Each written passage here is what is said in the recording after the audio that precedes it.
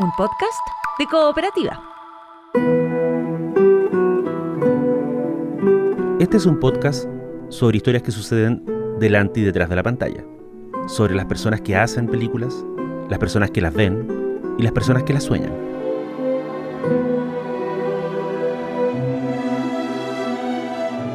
Soy Daniel Villalobos y esto es El Contador de Películas.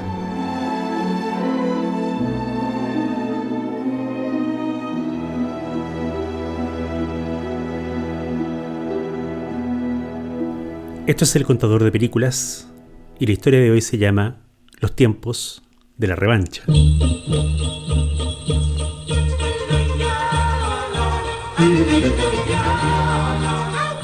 El pasado 26 de abril murió el cineasta argentino Adolfo Aristarain. Tenía 82 años y estaba retirado de las pistas desde su última producción, una película del 2004 llamada Roma. Aristarain filmó 11 largometrajes, desde La parte del león, que fue su debut en 1978. Incluso hizo una de ellas en el sistema de producción estadounidense, titulada The Stranger. Era un thriller con elenco hollywoodense del que el director nunca tuvo muchas cosas buenas que decir. Su corazón y sus intereses estaban en otros lados, en su país natal, por ejemplo, al que miró con un ojo amargo y duro desde los años de la dictadura hasta los tiempos posteriores al Corralito. Aristarain no detestaba a la Argentina, más bien le dolía, imagen que tal vez suene tremebunda vista desde acá, pero en verdad las declaraciones grandilocuentes y los monólogos furibundos son parte esencial de su cine. Al menos lo fueron después de los años 90, cuando su visión del país y de lo que le hacía a sus compatriotas se fue oscureciendo cada vez más. De eso habla Federico Lupi, uno de sus actores fetiches, en la escena que comparte con su hijo en Martinhache. ¿No extrañas? ¿Nunca te dieron ganas de volver? Eso de extrañar, la nostalgia y todo eso es un verso. No se extraña un país. Se extraña el barrio en todo caso, pero también lo extrañas si te mudas a 10 cuadras. El que se siente patriota, el que cree que pertenece a un país, es un tarado mental. La patria es un invento. ¿Qué tengo que ver yo con un tucumano o con un salteño? Son tan ajenos a mí como un catalán o un portugués. Son estadísticas. Ahí habla el personaje, pero también habla Aristarain, y lo que dice es claro. La patria es un invento. Sobre esa terrible certeza, que el terruño es una falsedad, que las únicas lealtades que valen son la familia y los afectos, el director argentino armó un puñado de películas que son al mismo tiempo cálidas, pero amargas. Ahí está, por ejemplo, El matrimonio de viejos, que lo ha perdido casi todo excepto la dignidad, en Lugares comunes. Y ahí está también el cineasta argentino exiliado en España, que coquetea con la idea de irse a Hollywood a vender lo poco que le queda de integridad. Y ahí está, como una catedral, el Lupi de Un lugar en el mundo, la película de 1992 donde su personaje prefiere pegarle fuego a una bodega de lana antes que dejar que los habitantes del pueblo se vendan al poderoso. Pero todas estas películas son ramas que vienen de un tronco más antiguo. Y ese tronco, al que también habría que sumar un thriller brillante y duro como es Último Días de la Víctima, tiene en su centro una película llamada Tiempo de Revancha. Felicidades, señor Bengoa, y bienvenido a Tulsaco. Todo el mundo tiene un precio. La gente que vale se queda en la empresa. Pero cuando llegas al límite... El cineasta y productor, Héctor Olivera, le había propuesto a su colega que hiciera la tercera parte de una serie de comedias musicales, en las que había estado involucrado por necesidad. Pero Aristarain no quería encasillarse como realizador de musicales o de comedias. Además, estaba esta historia que daba vuelta en su cabeza desde hacía mucho tiempo. Argentina, recordemos, estaba en dictadura. La gente desaparecía de sus casas. Los autos marca Ford Falcon patrullaban las calles manejados por civiles no identificados. Y la televisión y los diarios estaban bajo un control casi total. A fines de 1980, ya tenía el guión listo. La producción fue algo accidentada y se hizo bajo mucha presión tanto de dinero como de tiempo. La filmó en menos de 2 meses. Incluyendo los días que pasaron haciendo escenas de exteriores en la zona de Tandil. Tiempo de Revancha es una historia de resentimiento y vuelta de mano. Su protagonista es un obrero experto en demoliciones llamado Pedro Bengoa. Tiene un pasado de militante de izquierda, quizás de anarquista, pero todo eso ha sido borrado de su expediente, gracias a los buenos oficios de una agencia trucha de la que se sabe muy poco. Gracias a sus papeles falsos, Bengoa puede postular a un trabajo en las empresas Tulsaco, esa marca ominosa y omnipresente que desde Tiempo de Revancha va a asomarse en casi todas las películas del director. Tulsaco, dicho en corto, es la marca Acme de Aristarain. Es la encarnación más demoníaca del capitalismo. Es una corporación en Tiempo de Revancha, pero también es una empresa minera en el western La Ley de la Frontera, que el director filmara en España en 1995. Esto no es una hipoteca, es un robo. Es la multinacional que va a edificar la represa en Un lugar en el mundo, y es también la corredora de propiedades que vende el departamento de la pareja protagonista en Lugares Comunes. Pero sobre todo, no hay que olvidar, Tulsaco es la compañía cinematográfica que está atentando al cineasta exiliado en Martin H. Es que estoy hablando en serio, hijo. El trabajo es detestable. Un castigo que hay que Es decir, Tulsaco es el diablo. O mejor dicho, Tulsaco es la mancha que se extiende sin parar por nuestra realidad. Al final de todo, como hubiera dicho Borges, el mundo será Tulsaco. No es casual que la marca sea tan importante en Tiempo de Revancha. Lo que ocurre es que Bengoa, que no quiere más guerra y solo piensa en tener un buen trabajo que le permita mantener a su mujer, llega a la faena minera donde va a trabajar y descubre que entre los obreros ya está escondido uno de sus antiguos camaradas. ¡Bengoa! ¿Sí? Bienvenido a Tulsaco y perdón por la demora, pero el tren llegó adelantado. Se trata de Bruno Vittorio, interpretado por Ulises Dumont. Bruno también llegó a Tulsaco acorralado por las circunstancias. Pero a diferencia de Bengoa, Bruno tiene un plan. Descabellado y cruel, pero un buen plan.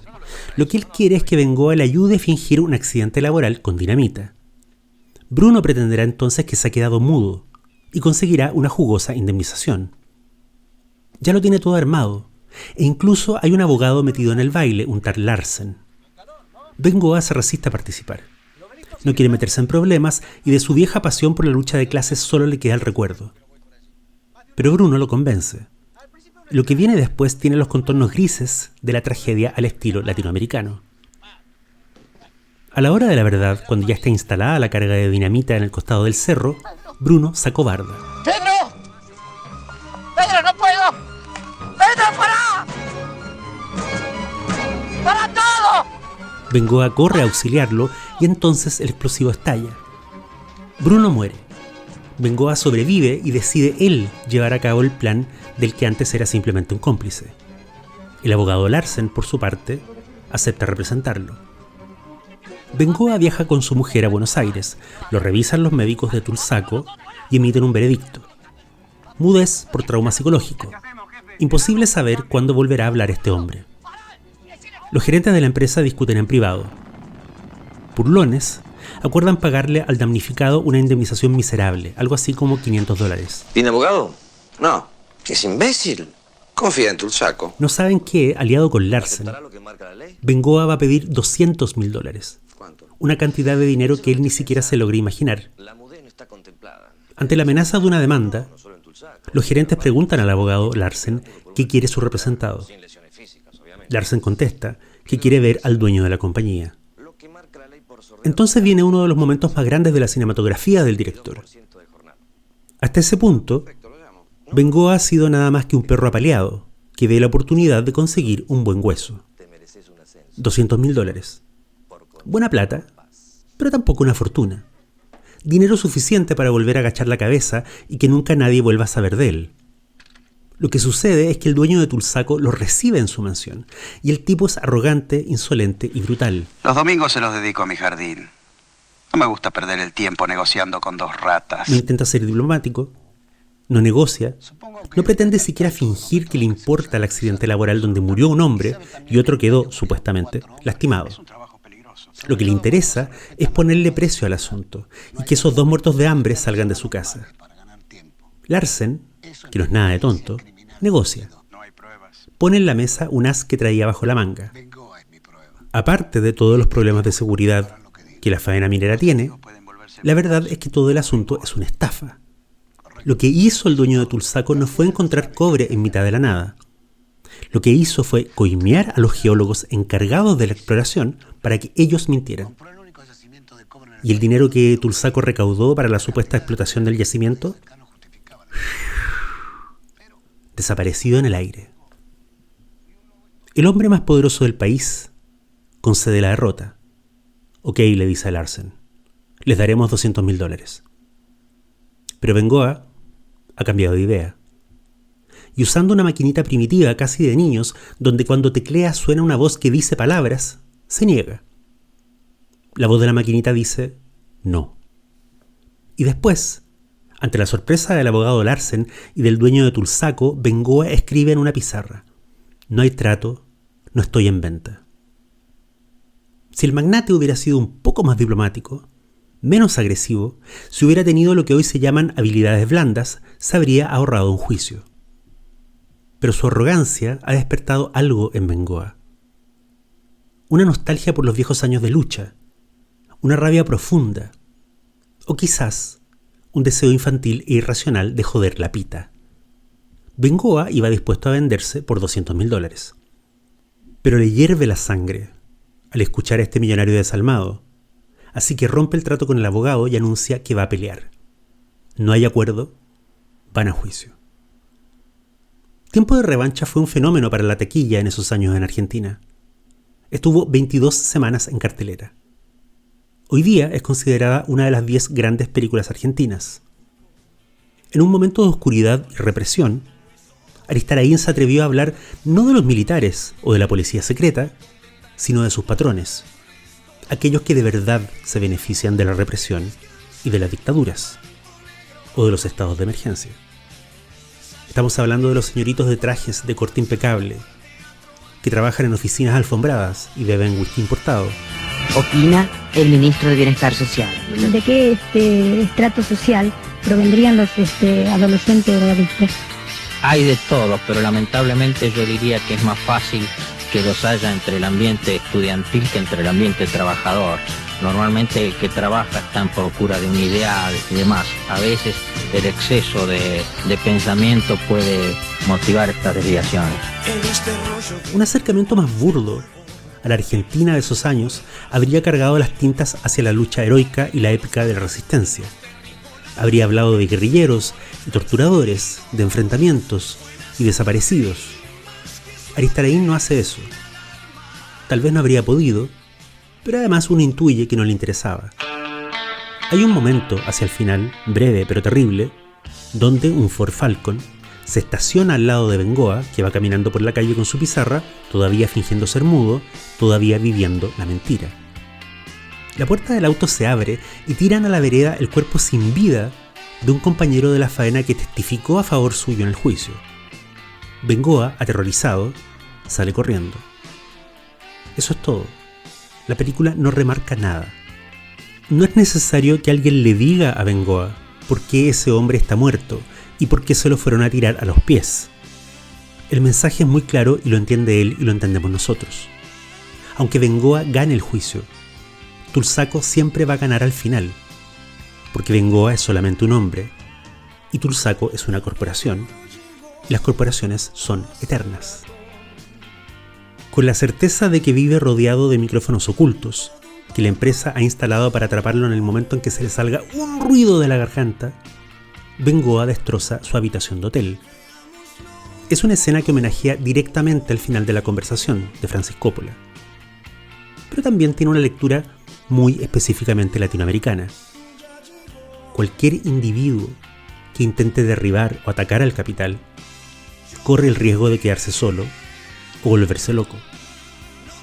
Tiempo de Revancha cimentó la mayoría de las cosas que le interesaban a Adolfo Aristarain: la conexión con el cine clásico norteamericano, el uso de los recursos del género, la figura de Lupi, la idea de estos héroes solitarios que levantan cabeza aunque solo sea para que los aplasten. Con todo eso, que tal vez no es mucho, pero no es poca cosa, el cineasta que acaba de fallecer construyó algo a lo que aspiran todos los artistas, que es un universo personal y singular. Dentro de ese universo, donde quizás no hay muchos lugares, pero sí varios mundos, Aristarain cultivó un par de certezas. La primera es que los afectos, los amigos y la familia son la patria que nos queda cuando llegamos a viejos. La segunda certeza es que los carajos campean, la ciudad arde en llamas, el bar está por cerrar y pega la espalda a la pared, que la noche se viene larga.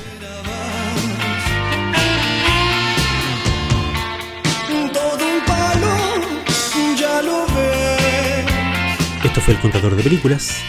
Soy Daniel Villalobos. Hasta la próxima.